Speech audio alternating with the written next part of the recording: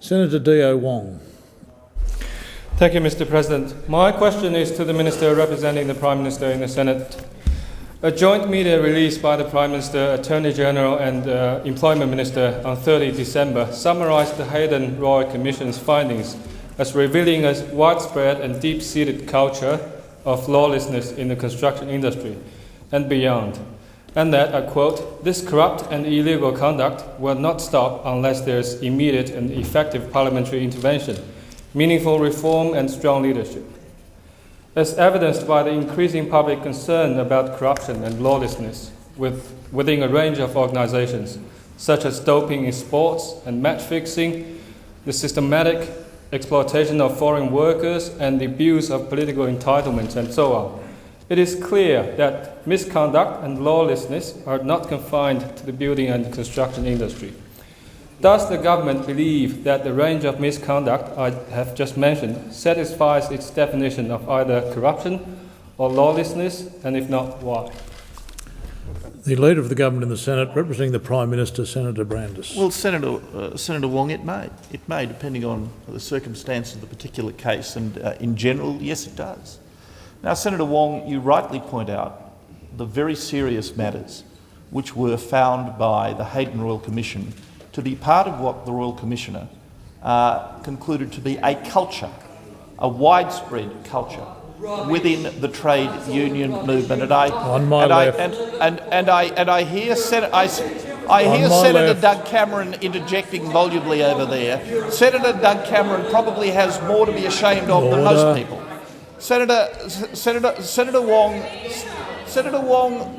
that is why this government is committed to giving effect to the recommendations of the Hayden Royal Commission. And might I point out, as has been observed by others, that the recommendations of the Hayden Royal Commission are not based upon any contentious factual disputes. The findings of the... I'll take that interjection. I hate that. I'll take that interjection, Senator Conroy. I'll take that interjection, Senator Conroy. Senator Conroy said the findings are not based on any evidence. Senator Conroy, they are based on admissions. They are not only are they based on evidence, they are based on uncontroverted evidence. Uncontroverted evidence, Senator Conroy.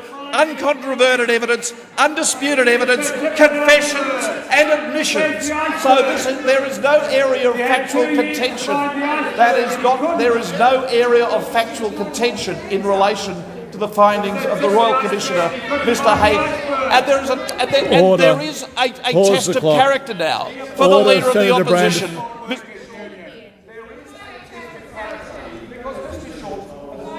Give $1 million back to the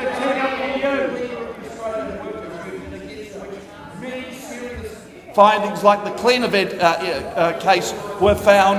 Mr. Shorten is uniquely well placed. Thank you, Attorney General. The time for answering the questions expired. Senator Cameron on a point of order.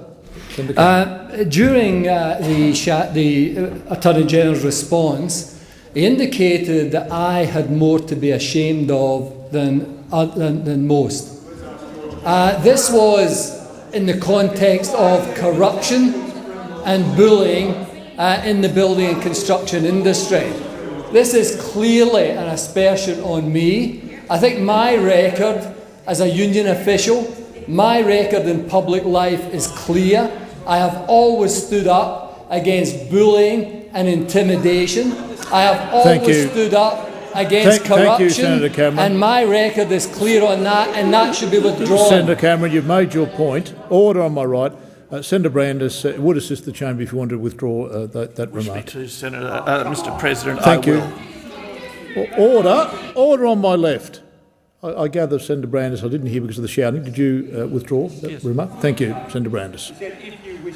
Well, he's withdrawn it. And Senator Wong, a supplementary question. Thank you, Mr. President. Will the government provide the immediate and effective support required to establish a national anti-corruption agency to prevent, investigate and to prosecute widespread corruption and systematic illegal conduct? Attorney General. Well, Well, Senator Wong, the government's view is that we have strong laws in relation to corruption, which are enforced by a skillful and honourable Australian Federal Police, as well as state and territory police agencies. There has not been, Senator Wong, any indication of a culture of corruption in Australian public administration. There has not. There, in fact, the instances where in either political life or in Australian public administration there have been instances of corruption are notably rare. The same can't be said of all state governments and all state public administration, but it can be said, and I think we should be very proud of this, Senator Wong, it can be said of the Commonwealth. But, Senator Wong, the point at which you began identifies one area of Australian public life where there has been an identified and well demonstrated culture of corruption. Thank you, Attorney General. The time for answering the question has expired. Senator Wong, a final supplementary question. If the government secures the necessary support to re-establish the Australian Building and Construction Commission in the interim, will the government commit to the future establishment of a properly constituted National Anti-Corruption Agency?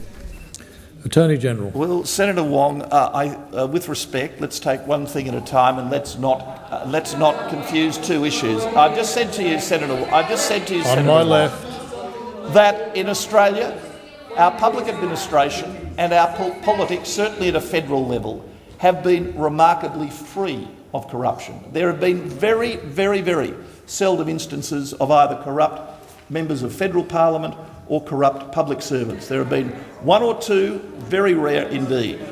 However, the same can't be said of the building industry. And that is why, by the way, one of the reasons we set up the Hayden Royal Commission is because there was an enormous volume of evidence that a culture of corruption across the trade union movement, not affecting all trade unions, I hasten to add, but affecting many, was endemic and widespread, and that is exactly what the Royal Commissioner found on the basis of uncontroverted evidence, admissions and confessions. Thank you, Attorney General.